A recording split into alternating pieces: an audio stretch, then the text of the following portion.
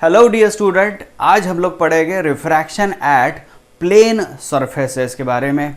देखिए, लाइट जब ट्रैवल करती है एक मीडियम से दूसरे मीडियम के अंदर, तो लाइट की स्पीड पर फर्क पड़ता है। उसकी स्पीड चेंज हो जाती है, उसके साथ साथ उसकी वेवलेंथ भी चेंज हो जाती है, और इनके एंगल ऑफ इंसिडेंस और एंगल ऑफ रिफ्रैक्शन के बीच में एक यूनिक कॉम्बिनेशन होता है इन पेयर्स के लिए। सबसे पहले तो हमको ये जानना पड़ेगा कि हम लोग जब दो मीडियम को कंसीडर करते हैं और जब बात करते हैं कि light is travelling from one medium to another medium, तो सबसे इंपॉर्टेंट चीज़ हमें जो बतानी होती है वो ये होती है कि कौन सा मीडियम रेयरर है और कौन सा मीडियम डेंसर है।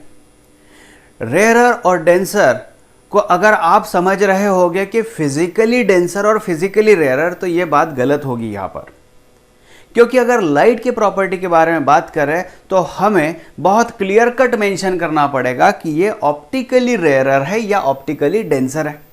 इसका मीनिंग क्या होता है वो समझ लो कि जैसे ग्लास है और वाटर है, हालांकि फिजिकली भी ग्लास अगर बात करें वाटर से तो ग्लास डेंस होता है और वाटर रेयरर होता है, क्योंकि हम लोग उसके मॉलिक्यूल स्ट्रक्चर के हिसाब से बात करते हैं कि वाटर मॉलिक्यूल जो होते हैं वो सेपरेटेड होते हैं, और ग्लास में वो जो ग्लास मॉलिक्यूल्स होते हैं बहुत ही करीबी होते हैं, बहुत ही नज़दीक होते हैं। So we can clearly come ahead with a conclusion कि हाँ ठीक है भैया, जो ग्लास है, glass is more dense than water. लेकिन देखिए, हम लोग जब ऑप्टिकली डेंसर और ऑप्टिकली रेयरर के बारे में बात करते हैं, इसका ये मीनिंग होता है कि लाइट का स्पीड किस मीडियम में ज़्यादा है। तो यहां कंपैरिजन करने के लिए जैसे मैंने ग्लास और वाटर को ला लिया है, तो ग्लास में लाइट का स्पीड कम होता है compare to that in water. तो स्पीड ऑफ लाइट के हिसाब से मैं बात करूंगा तो वाटर जो है ऑप्टिकली रेयरर है as compare to that of glass. लेकिन मैं एयर और वाटर को कंसीडर करता हूं तो लाइट का स्पीड हमें पता है एयर में बहुत ज्यादा है। जैसे ही that light enters into the water के अंदर इसका स्पीड घट जाता है। तो जब मैं एयर और वाटर को कंपेयर करता हूं तो इन दोनों को कंपेयर करते समय मुझे ये समझता है यहां पर कि water is optically denser then that in air. तो हमें उनके मॉलिक्यूलर स्ट्रक्चर पर नहीं जाना है, हमें यह समझना है कि लाइट की स्पीड, और हम लोगों को यहां पर दो मीडियम्स को कंपेयर करना होता है। ऑब्वियस है कि काफ़ी सारी जो चीज़ें हैं, जो मटेरियल्स है, those are compared with respect to vacuum. मतलब लाइट का स्पीड वैक्यूम में कितना है और इस मटेरियल के अंदर कितना है। फॉर एग्जांपल ग्लास के अंदर कितना है, वैक्यूम के अंदर लाइट का स्पीड इतना है, तो वाटर के अंदर कितना है। इनके रेशोज जब आप फाइंड आउट करते हैं तो आपको यूनिक नंबर मिलना शुरू हो जाता है। चलिए इस पर डिस्कशन कर लेते हैं। मैं यहाँ पर एक सरफेस ले रहा हूं, जो कि बाउंड्री लाइन यहां पर मैं दिखा रहा हूं। ये अलग मटेरियल है, ऊपर का अलग मटेरियल है। इसको मैं मीडियम 1 और मीडियम 2 बोल देता हूं। एक मीडियम को मुझे रेयरर बताना पड़ेगा और दूसरे मीडियम को मुझे डेंसर बताना पड़ेगा। मैं एक्सपेक्ट कर रहा हूं कि आप लोगों को डेंसर और रेयरर समझ में आ रहा होगा। डेंसर वो होता है, देखिए कंपेयर करना होता है, तभी ये डेंसर और रेयरर का मीनिंग बन रहा है। जैसे मैंने वाटर और एयर को जब कंपेयर किया तो वाटर डेंसर था, लेकिन जब मैंने वाटर और ग्लास को कंपेयर किया तो वाटर रेयरर बन गया और ग्लास डेंसर बन गया। So it is मियर a comparative term. तो डेंसर और रेयरर ऐसी कोई एब्सोल्यूट टर्म नहीं है, ये कंपैरेटिव टर्म है। तो कंपैरेटिवली अगर मैं बात करूं तो ऊपर का मीडियम जो होगा उसके अंदर लाइट की स्पीड ज़्यादा होगी इस मटेरियल मीडियम से। जब लाइट इस मीडियम में होता है तो लाइट का स्पीड जो होगा, और लाइट का स्पीड इसमें अगर हम लोग कंपेयर कर दे तो इसमें लाइट का स्पीड कम आता है। Now when light is travelling from one medium to another medium, light यहां पर कहीं आ रहा है, this is incident ray, this is angle of incidence here we can say. ठीक है, यहां पर लाइट आ रहा है। As soon as light entered from rarer to denser it bend toward normal. ये नॉर्मल की ओर बेंड करता है। ठीक है, इसने बेंड कर दिया, और यहां पर जो एंगल बन रहा है ये एंगल ऑफ रिफ्रैक्शन। अच्छा, मैं ये भी चीज़ बताना चाहूँगा कि एंगल ऑफ इंसिडेंस और एंगल ऑफ रिफ्रैक्शन ये भी कंपैरेटिव टर्म है। देखिए क्या हो रहा है, मैंने इस डायग्राम में आई और आर बता दिया, क्योंकि light is travelling from this one medium and entering into two, तो वन में जो एंगल हो रहा है that is angle of incidence, और टू में जो एंगल मिल रहा है मुझे that is angle of refraction. लेकिन मान लो अगर लाइट यहां से ऊपर जाता तो ये जो एंगल होता ये एंगल ऑफ इंसिडेंस होता, और फिर रिफ्रैक्शन के बाद लाइट इधर जाता, फिर ये एंगल ऑफ रिफ्रैक्शन हो जाता। तो इंपॉर्टेंट ये चीज हो रही है कि जो मीडियम में से लाइट आ रहा है वहां पर जो एंगल बन रहा है उसको हम लोग एंगल ऑफ इंसिडेंस बोल रहे हैं, और फिर दूसरे मीडियम के अंदर निकल जा रहा है तो वहां नॉर्मल के साथ जो एंगल बन रहा है that is angle of refraction. What Snell observed,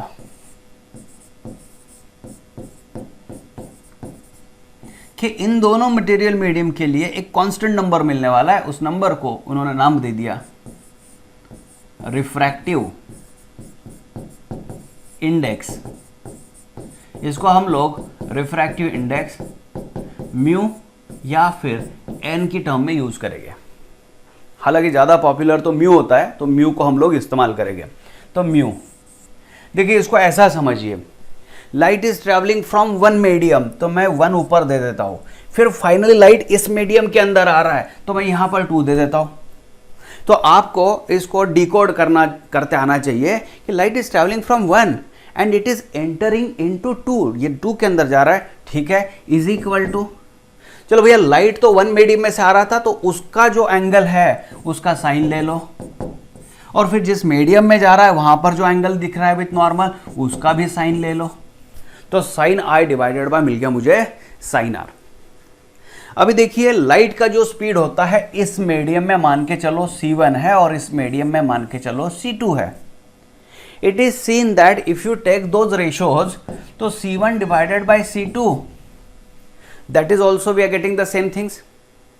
अभी देखिए लाइट जब ट्रैवल करता है एक मीडियम से दूसरे मीडियम में, तो एक चीज जो कांस्टेंट रहती है वो होती है physical quantity frequency. So when light is travelling from one medium to another medium, भले इसका स्पीड चेंज हो जाए, वेवलेंथ भी चेंज हो जाएगा, लेकिन फ्रीक्वेंसी वैसे के वैसा ही रहेगा। So as light is travelling from medium to this medium, तो यहां पर मैं बता देता हूं कि चलो एफ लैम्बडा 1 है तो यहां पर एफ लैम्बडा 2 होना चाहिए, फ्रीक्वेंसी रिमेन्स अनअल्टर्ड, वो चेंज नहीं होने वाला। अगर इन दोनों को मैं रख देता हूं यहां पर, ये मिल जाएगा lambda 1 by lambda 2, lambda 1 by lambda 2, ठीक है, ये मुझे फैक्टर यहां पर मिल गया। अभी बात और एक समझनी है, जैसे मैं बात कर रहा हूं यहां पर रेयरर मीडियम और नीचे डेंसर मीडियम, तो काफी बार बच्चे कंफ्यूज हो जाते हैं कि बच्चे बोलते हैं रेयरर मतलब एयर है, ऐसा बिल्कुल नहीं है। मान लीजिए मेरा जो एग्जाम्पल है उसमें मैं वाटर और ग्लास को कंपेयर कर रहा हूं, तो यहां पर वाटर रेयरर है और ग्लास डेंसर है, ठीक है। तो अभी मुझे वाटर का रिफ्रैक्टिव इंडेक्स, वाटर को अगर मैं मान लो वैक्यूम के साथ कंपेयर कर लेता हूं, या फिर कंडीशनल अगर बात करें हम लोग तो वैक्यूम नहीं है तो एयर, एयर के साथ अगर कंपेयर कर लिए, देखिए रफली हम लोग इमेजिन करते हैं कि चलो ठीक है विथ रिस्पेक्ट टू एयर, क्योंकि काफी सारे एक्सपेरिमेंट तो यहां परफॉर्म करते हैं तो हम लोग एयर को निग्लेक्ट भी नहीं कर सकते। हालांकि एयर और वैक्यूम में रिफ्रैक्टिव इंडेक्स में थोड़ा सा फर्क है, तो उसको फिलहाल के लिए कैलकुलेशन पर्पस हम लोग निग्लेक्ट भी कर सकते हैं। अभी देखिए यहां पर जब मैं रेयर और मीडियम ले रहा हूं तो उसका भी रिफ्रैक्टिव इंडेक्स होगा। अगर मैं वैक्यूम के साथ कंपेयर कर लेता हूं तो वैक्यूम के साथ अगर कंपेयर कर लेता तो इसका भी रिफ्रैक्टिव इंडेक्स मैं ले सकता हूं, क्योंकि देखो यार लाइट का स्पीड वैक्यूम में कितना है और मीडियम 1 में कितना है, इसका कंपैरिजन ले ले तो ऐसा ही रेशो बनने वाला है। यहां पर जो मीडियम 2 है, मान लीजिए इसको मैं वैक्यूम के साथ कंपेयर करता था तो विथ वैक्यूम इसका रिफ्रैक्टिव इंडेक्स भी मिलना तय है। अच्छा अगर वैक्यूम के साथ नहीं है, एयर के साथ है, तो अप्रॉक्सीमेटली आप ये भी बोल सकते हो कि चलो 1 विथ रिस्पेक्ट टू एयर, और इसको भी अप्रॉक्सीमेटली आप बोल सकते हो 2 विथ रिस्पेक्ट टू एयर। तो ये हम लोग बाय डिफॉल्ट कैलकुलेशंस के लिए फिलहाल ले सकते हैं। अच्छा काफी बार तो ये हो जाएगा कि आप लोगों को ऊपर नहीं कुछ दिया है, जैसे मैंने एटलीस्ट मेंशन तो किया ए और वी, अगर नहीं कुछ मेंशन किया है तो भी आपको समझना है कि चलो कुछ नहीं दिया है मतलब ऊपर कुछ ना कुछ है, तो कौन है, नहीं दिया है मतलब वैक्यूम है या फिर अप्रॉक्सीमेट लेवल पर एयर है। तो इसको भी आप बोल सकते हो चलो μ1 रिफ्रैक्टिव इंडेक्स। अभी देखिए क्या होगा, आपको एक चीज यहां पर ध्यान में रखनी है, एक चीज यहां पर ध्यान में रखनी है, वो ये है कि रिफ्रैक्टिव इंडेक्स मान लो मैं कुछ ऐसे लिख रहा हूं 2 1, तो इसका आंसर मुझे मिलता है 1। ये क्यों मिलता है? तो ये रिवर्सिबिलिटी प्रिंसिपल एक कॉन्सेप्ट होता है, रिवर्सिबिलिटी प्रिंसिपल, उसके हिसाब से मुझे यहाँ पर एक डेरिवेशन लिखना है, वो फाइनल रिजल्ट के लिए मुझे वहाँ पर लिखना है कुछ चीज़। तो देखिए क्या होता है यहाँ पर रिवर्सिबिलिटी प्रिंसिपल क्या होता है। मान लीजिए लाइट यहाँ से आ रहा है, ये एंगल हो गया आपका, यहाँ पर दूसरे मीडियम में चला गया, ये एंगल ऑफ रिफ्रैक्शन हो गया। मैं बता रहा हूँ कि 1 में से 2 में आ रहा है, तो चलो ठीक है, मेरा कोड वर्ड तैयार हो गया ये, तो मैं बोल दूंगा sine I divided by sine R, ये हो गया। यहां पर अगर मैं मिरर रख देता हूं, यहां पर अगर मैं मिरर रख देता हूं तो होता क्या है, ये एज इट इज रिट्रेस करना शुरू हो जाता है। तो लाइट ऊपर जा रहा है, यहां पर आ गया और यहां से वापस निकल गया। उसने क्या किया, वो path as it is follow कर दिया, इसको बोलते थे हम लोग रिवर्सिबिलिटी। लेकिन जब लाइट 2 मीडियम में से ऊपर जा रहा था तो मैं बोल दूंगा कि चलो ठीक है, लाइट 2 में से 1 में जा रहा है, तो अभी 2 मीडियम में जो एंगल होगा डिवाइडेड बाय 1 में जो एंगल होगा वो ले लिया। इन दोनों का, इसका और इसका प्रोडक्ट मैंने बनवा दिया, तो आपको मिलना तय है 1। तो जरूरी चीज क्या है, अगर मैं refractive index of 2 with respect to 1 बात करता हूं तो ये reciprocal of refractive index of 1 with respect to 2 होता है। हम लोगों को एक चीज का ध्यान रखना होता है कि रिफ्रैक्टिव इंडेक्स अगर अब जब हम लोग काउंट करते हैं तो यूजुअली होता क्या है कि डेंसर को रेयरर के साथ कंपेयर करना होता है, डेंसर को रेयरर के साथ कंपेयर करना होता है, डेंसर को रेयरर के साथ कंपेयर करना होता है। लेकिन अगर मान लो उन्होंने रेयरर को डेंसर के साथ कंपेयर करके दे दिया तो आप उसका रेसिप्रोकल निकाल लो, आपको फाइनल रिजल्ट जो होगा denser with respect to rarer मिल जाएगा।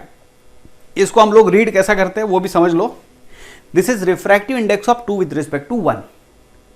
लेकिन समझना यह है कि लाइट किस मीडियम से आ रहा है और किस मीडियम में जा रहा है, ये भी इसकी भी इंफॉर्मेशन ये दे रहा है। अच्छा चलो ये चीज मैंने यहां पर बता दी, तो इसको थोड़ा कुछ इस तरीके से भी समझ लो कि ये ऐसा हो सकता है क्या कि ये 2 मैंने लिख लिया, अगर मैं हाइपोथेटिकली इमेजिन करता हूं, हाइपोथेटिकली अगर इमेजिन करता हूं तो ऐसा ऐसा करके फाइनली क्या मैं ये बोल सकता हूं कि 1 को 1 के साथ कंपेयर किया इसलिए 1 आ गया, ये बोल सकता हूं मैं। मतलब ये देखिए कैसे होता है, कई बार शॉर्टकट मेथड्स हमारे लिए यूजफुल भी होती है, लेकिन समझो इससे शॉर्ट जो मिलने वाला है वो बहुत इंपॉर्टेंट है। मैं ऐसा लिख रहा हूं तो इसको थोड़ा सा इमेजिन कर लो कि यार 2 अगर मैं कैंसिल कर लेता हूं तो म्यू के साथ 1 1 रह जाता है। अगर 1 1 रह जाता है तो मटेरियल को खुद के ही साथ कंपेयर करना 1 हो गया, ठीक है, ये रेशो 1 मिल जाएगा। तो ये थोड़ी देर के लिए इसको समझो। अभी देखिए क्या होगा, जब मैंने refractive index of 2 with respect to 1 बोला, तो अगर ये लॉजिक मेरा मैं डेवलप करा लेता हूं तो मैं कुछ इस तरीके से बात कर सकता हूं, क्या देख लो, मतलब अंदर के अंदर अगर मैं कैंसिल कर सकता हूं, अगर मैं ऐसा इमेजिन करता हूं तो क्या मैं ऐसा लिखूं तो चलेगा कि अगर ए को कैंसिल कर लिया तो म्यू के साथ 1 और 2 रह जाएगा, हो सकता है। चलो ऐसे इमेजिन करके चलते। तो यहां हुआ क्या है कि मैंने 2 को एयर के साथ कंपेयर कर लिया, वो तो भैया बहुत बढ़िया बात हो गई वहां पर। लेकिन यहां पर एयर को 1 के साथ कंपेयर कर लिया, हालांकि मैं इमेजिन कर रहा हूं यहां पर कि एयर या फिर वहां पर वैक्यूम ले लेते हैं, चलो ठीक है वैक्यूम ले लेते हैं, तो क्या होगा, वैक्यूम विथ रिस्पेक्ट टू 2।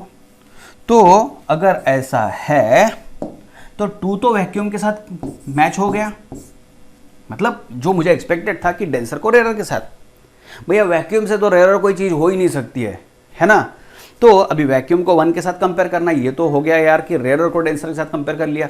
तो मैंने आपको क्या बोला, आप रिवर्सिबिलिटी के हिसाब से इसको अगर नीचे ला लो, ऐसा बोल सकते हो। और मैंने इसके पहले भी बोला था आपको, ऊपर अगर कुछ नहीं दिया है मतलब वहां एक तो वैक्यूम है या फिर एयर है अप्रोक्सीमेट लेवल पर। तो ये फाइनल रिजल्ट मेरा आ गया यहां पर μ2 डिवाइडेड बाय μ1, समझ में आ गया। ये है हमारे पास रिफ्रैक्टिव इंडेक्स वाली क्वांटिटी, जिसका इस्तेमाल करके हमें कई सारे सवालों के जवाब देने होते हैं। चलो अभी मैं थोड़ा थोड़ा एक एक चीज़ एक्सप्लेन करना शुरू कर देता हूँ यहाँ पर और थोड़ा डिटेल में। तो ये है कि refractive index of 2 with respect to 1 अगर बात कर रहा हो तो रिफ्रैक्टिव इंडेक्स 2 डिवाइडेड बाय 1, ये एक चीज। या फिर इसको लास्ट में ले लेता हूं ना। देखिए 1 है, 1 में से एंगल साइन आई, 2 में एंगल साइन आर, 1 का स्पीड, 1 में जो लाइट का स्पीड है वो, 2 में जो लाइट का स्पीड है वो, 1 में जो वेवलेंथ है लाइट का वो, 2 में जो लाइट का वेवलेंथ है वो यहाँ पर ले लेता हूँ, और रिफ्रैक्टिव इंडेक्स μ2 डिवाइडेड बाय μ1। यही एक चीज़ है रिफ्रैक्टिव इंडेक्स वाली जो उल्टा हो रही है यहाँ पर, क्योंकि देखिए 1 ऊपर है तो 1 के साथ साइन है, 1 में एंगल, 1 में स्पीड, 1 में वेवलेंथ, ये इनका रेशो आ गया। और एक चीज़ जो न्यूमेरिकल सॉल्विंग के लिए आपको बहुत ही इंपॉर्टेंट है वो ये है कि इसको इसके साथ में कंपेयर करना। ये बहुत ही बेहतर चीज़ हो जाएगी, जिससे आपका समय भी बच जाएगा और काफ़ी सारे कैलकुलेशंस भी इजी लेवल में हो जाएंगे। क्या होगा वो, अगर मैं यहाँ पर देखता हूँ sine I divided by sine r is equal to this is μ2 divided by μ1, तो मैं ये लिख सकता हूँ μ1 साइन आई μ2 साइन आर। ये एक चीज़ मेरे लिए हेल्पफुल होगी काफ़ी सारे कॉम्प्लिकेटेड सवालों को इजीली एक्सप्लेन करने के लिए। मतलब क्या है, देखो आप वो μ2 डिवाइड बाय μ1 ध्यान में न रखते हुए ऐसा बोल सकते हो कि चलो भैया क्या है वो मटेरियल मीडियम, डेंसर मीडियम है, रेयर है, जो भी है, इस मीडियम जिस मीडियम में अभी लाइट जा रहा है उसका रिफ्रैक्टिव इंडेक्स और उस मीडियम में जो एंगल ऑफ इंसिडेंस होगा या फिर जो एंगल होगा उसका साइन, जो दूसरा मटेरियल मीडियम है उसका रिफ्रैक्टिव इंडेक्स और उस मटेरियल मीडियम के अंदर जो नॉर्मल के साथ एंगल बन रहा है वो एंगल। ये सबसे आसान तरीका यहाँ पर मिल सकता है, हो सकता है, जैसे कई सारे सवाल हमारे सॉल्व हो सकते हैं। इसका मैं एक एग्जांपल आपके साथ ट्राई करता हूँ, शेयर करता हूँ। तो चलो यहाँ पर मैंने आपके सामने एक एग्जांपल ला लिया जिसमें ऐसा बताया गया कि 4 डिफरेंट मटेरियल मीडियम्स है और चारों जो स्लैब्स होगी वो एक दूसरे को पैरेलल कनेक्ट करा के रख दिया यहाँ पर। ठीक है, एक चीज़ यहाँ पर जो फाइनली जो क्वेश्चन में दिया गया है वो ये है कि ए बी जो रे है that is parallel to C D. बस इतनी इंफॉर्मेशन आपके साथ है, A B is parallel to C D. अगर A B parallel to C D है तो ये तभी पॉसिबल है जब यहाँ का एंगल और यहाँ का एंगल सेम हो। तो आपको बीच वाले मटेरियल मीडियम को नहीं देखना है, उन पर ज़्यादा फोकस नहीं करना है। आपको क्या देखना है कि यहाँ पर जो एंगल होगा वैसे ही एंगल यहाँ पर होगा, तभी ये पॉसिबल होगा कि यहाँ से जो रे एंटर हो रही है और यहाँ से रे जो बाहर जा रही है, अगर ये दोनों एंगल सेम हो गए तो वो चीज़ पॉसिबल होगी। बीच में भले ही कुछ भी हो जाए, तो एंगल दोनों के सेम होने चाहिए विथ हॉरिजॉन्टल। तो मैं क्या बोलूँगा, चलो μ1 है, इसमें जो एंगल होगा, चलो इसको मैं मान के चलता हूँ थीटा, तो यहाँ पर μ4 जो होगा उसमें भी एंगल है थीटा, क्योंकि पैरेलल बताया गया है। अगर ऐसा कुछ है तो इसका मतलब μ1 और μ4 ये दोनों मटेरियल मीडियम कैसे है, सेम है। उसके अलावा अभी स्नेल्स लॉ को कैसे इस्तेमाल करना है वो भी समझ लो। जैसे कि एक इंफॉर्मेशन दी जाती है, wavelength of light in air is 4000 या फिर 6000 angstrom, 6000 angstrom. Refractive index of glass बताया गया है 1.5। तो क्वेश्चन ये पूछा जाता है what is wavelength of light in glass. ये बहुत ही सिंपल लेवल के क्वेश्चन मैं आपसे करवा ले रहा हूँ, लेकिन आगे इसका इस्तेमाल बहुत बेहतर तरीके से होने वाला है। बस इसको रिवीजन की तरह ले लो आप लोग, तो क्या हो जाएगा, मुझे पता है कि refractive index of glass with respect to air अगर भी इमेजिन कर लूँ तो wavelength in air divide by wavelength in glass होता है। तो वेवलेंथ इन ग्लास को wavelength in air divided by अगर रिफ्रैक्टिव इंडेक्स कर देता हूँ तो मुझे आंसर मिलना है। तो इससे बेटर तरीका क्या हो सकता है कि आप सीधे सीधे बोल दो कि चलो भैया ग्लास में चाहिए ना मुझे, तो आप एयर की वेवलेंथ जो है उसको रिफ्रैक्टिव इंडेक्स ऑफ ग्लास से डिवाइड कर दो। तो ग्लास से डिवाइड करने के बाद अगर ये 6000 एंगस्ट्रॉम था, उसको डिवाइडेड बाय अगर 1.5 कर देता हो तो मुझे ये मिल जाएगा 4000 एंगस्ट्रॉम। तो ये बहुत ही डायरेक्ट तरीके से हमें आंसर मिल सकता है। तो ध्यान में क्या रखना है, ग्लास और एयर को कंपेयर करना है यहाँ पर, तो ग्लास का रिफ्रैक्टिव इंडेक्स एयर के साथ दे दिया है। अभी अगर ऐसा है तो wavelength in glass is nothing but wavelength in air, उसको divided by refractive index of glass. वैसे ही स्पीड के बारे में बात करूं तो अगर स्पीड ऑफ लाइट 3 × 10⁸ ले लेता हूं मैं इन एयर, तो यहां पर ए डाल देता हूं एक इमेजिन करने के लिए।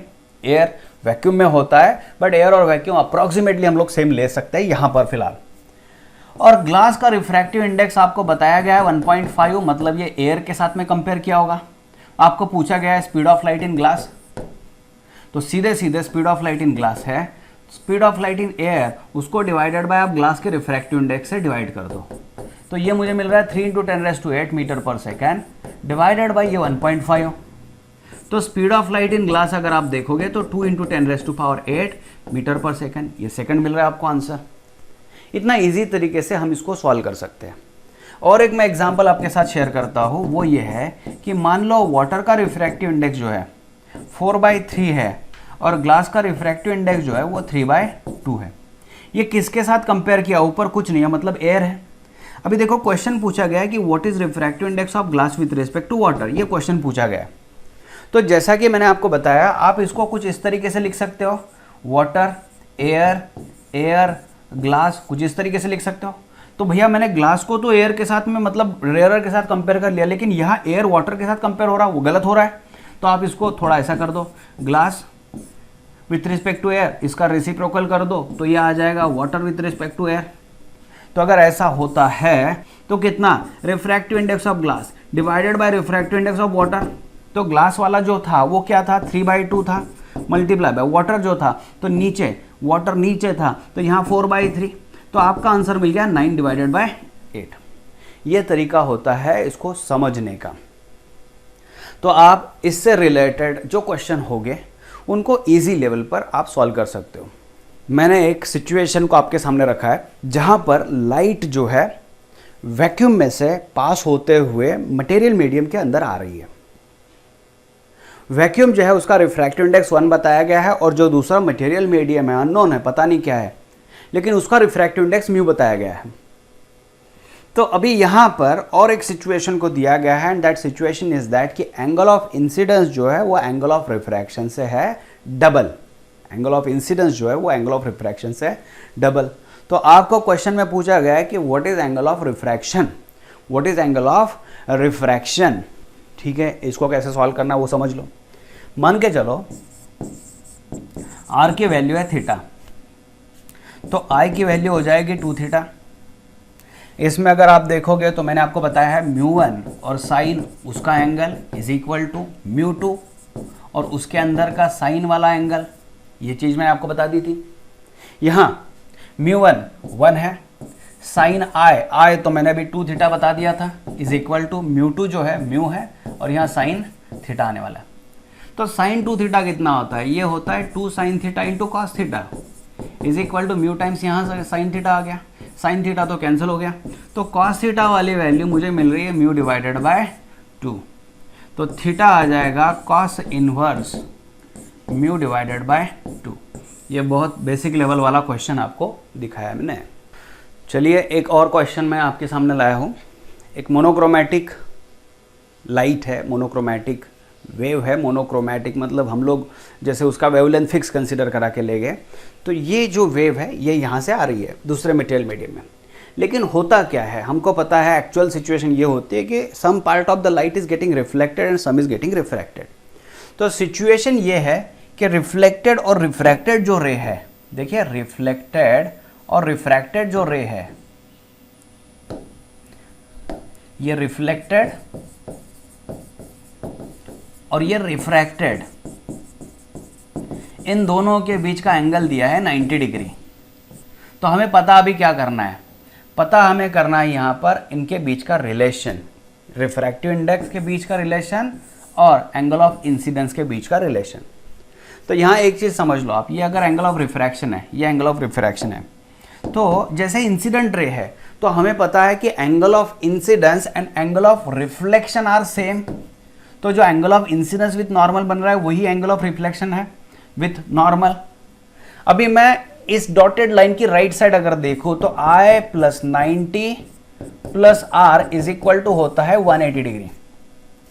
मतलब I प्लस आर हो रहा है 90 डिग्री, तो R को मैं लिख सकता हूं 90 माइनस I। फिर मैं आ जाता हूं स्नेल्स लॉ पर, और स्नेल्स लॉ मुझे बताता है कि sine I divided by sine R is equal to यहां का जो रिफ्रैक्टिव इंडेक्स होगा वो, या फिर ठीक है रिफ्रैक्टिव इंडेक्स यहाँ का जो होगा, तो वैक्यूम में से आ रहा है, तो वैक्यूम में से आ रहा है तो यहाँ का रिफ्रैक्टिव इंडेक्स 1 कंसिडर कर लेता हूँ मैं, या फिर इसको ऐसे समझ लो μ2 डिवाइडेड बाय μ1 था। तो μ2 मतलब सेकंड मीडियम जो है म्यू है और फर्स्ट मीडियम जो था 1 था। तो ये कितना आ गया है साइन I, वैसे ही लिख देता हूँ साइन R, तो साइन 90 माइनस I लिख देता हूँ, यहाँ पर आ जाएगा म्यू। साइन I, साइन जो 90 माइनस I होता है वो होता है cos I is equal to mu. तो ये tan I हो गया, that is equal to mu. फिर I is equal to tan inverse of mu. आगे चलकर ये कंडीशन हमारे लिए पोलराइजेशन में जो ब्रूस्टर्स लॉ हम पढ़ने वाले हैं उसमें हमें काफ़ी हेल्प करने वाली है। यहाँ पर और एक क्वेश्चन है हमारे सामने जिसमें एक स्लैब दी गई है और स्लैब जो है उसकी लेंथ है 1 मीटर। जो इंसिडेंट रे है वो वैक्यूम में से अभी आ रही है and angle of incidence is suppose to be 53 degree, और दिया गया है कि एंगल ऑफ रिफ्रैक्शन जो है दैट इज 37 डिग्री। इतनी इंफॉर्मेशन हमारे पास है। लाइट की जो स्पीड है उस वैक्यूम में, उस मटेरियल मीडियम में, वो है 3 × 10⁸। अभी पूछा गया क्वेश्चन ये है कि कितना टाइम लगेगा लाइट को B से लेकर C तक ट्रैवल करने में, या फिर लाइट को उस स्लैब को क्रॉस करने में कितना टाइम लगने वाला है। तो हमें टाइम फाइंड आउट करना है, time taken to travel that slab, या स्लैब क्रॉस करने को लगने वाला टाइम है, ये हमें कैलकुलेट करना है।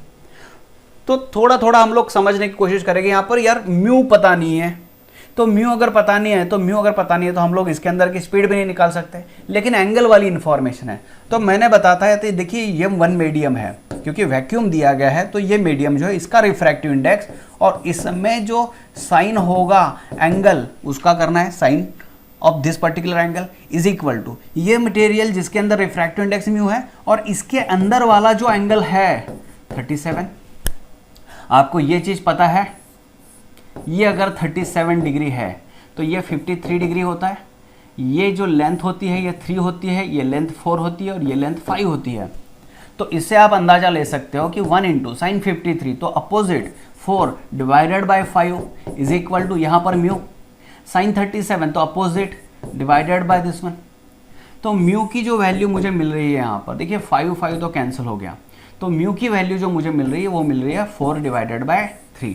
चलो ये मेरे लिए इंफॉर्मेशन काफ़ी होगी। स्पीड के बारे में मैं बात करूँ यहाँ पर, तो रिफ्रैक्टिव इंडेक्स जो होता है दैट इज, अगर बात करूँ इसको अगर वैक्यूम के साथ ऑब्वियसली कंपेयर करूँ तो speed in vacuum divided by speed in that medium. तो स्पीड इन मीडियम वैक्यूम के साथ जो स्पीड है उसको डिवाइडेड बाय म्यू कर दो, ये 3 × 10⁸ हो गया, डिवाइडेड बाय म्यू जो है वो 4/3 है, तो ऑब्वियसली 9 डिवाइडेड बाय 4 10⁸ मीटर पर सेकंड। इतनी स्पीड है इस मटेरियल मीडियम के अंदर। लेकिन मुझे ये लेंथ नहीं पता है BC, तो BC की अगर लेंथ पता नहीं है तो आप यहाँ पर ट्रायंगल कंसिडर कर लो। कौन सा ट्रायंगल? तो BDC ट्रायंगल कंसिडर कर लो। जैसे ही मैं BDC ट्रायंगल कंसिडर करता हूँ तो यहाँ पर मुझे एडजेसेंट साइड 1 मीटर है, इसकी थिकनेस पता है, तो एडजेसेंट के हिसाब से बात करें तो cos 37 is equal two adjacent side divided by hypotenuse. मुझे यहाँ पर BC दिख रहा है इस ट्रायंगल में, तो BC की वैल्यू आ जाएगी 1 डिवाइडेड बाय cos 37। तो 37 cos 37 कितना बनता है? cos 37 4/5 बनता है, तो यहाँ 4/5 मतलब ये आ गया BC वैल्यू। तो लास्ट में मुझे टाइम निकालना है, तो टाइम होता है डिस्टेंस डिवाइडेड बाय स्पीड। तो उस मीडियम के अंदर वाला जो स्पीड था वो BC कितना है 5/4, और जो स्पीड है, स्पीड कितना है cm यहाँ पर दिख रहा है, यहाँ पर 9 × 10⁸ डिवाइडेड बाय 4 था, तो ये 4 ऊपर चला गया, ये वैल्यू आ गई मेरे पास। तो यहाँ पर देखिए 5 डिवाइडेड बाय 9 10⁻⁻⁻ आ गया -8। तो मुझे आंसर मिल रहा है 5 डिवाइडेड बाय 9 10⁻⁻⁻8 सेकेंड। इतने टाइम में ये लाइट उस स्लैब को क्रॉस करते हुए आ जाएगा बाहर।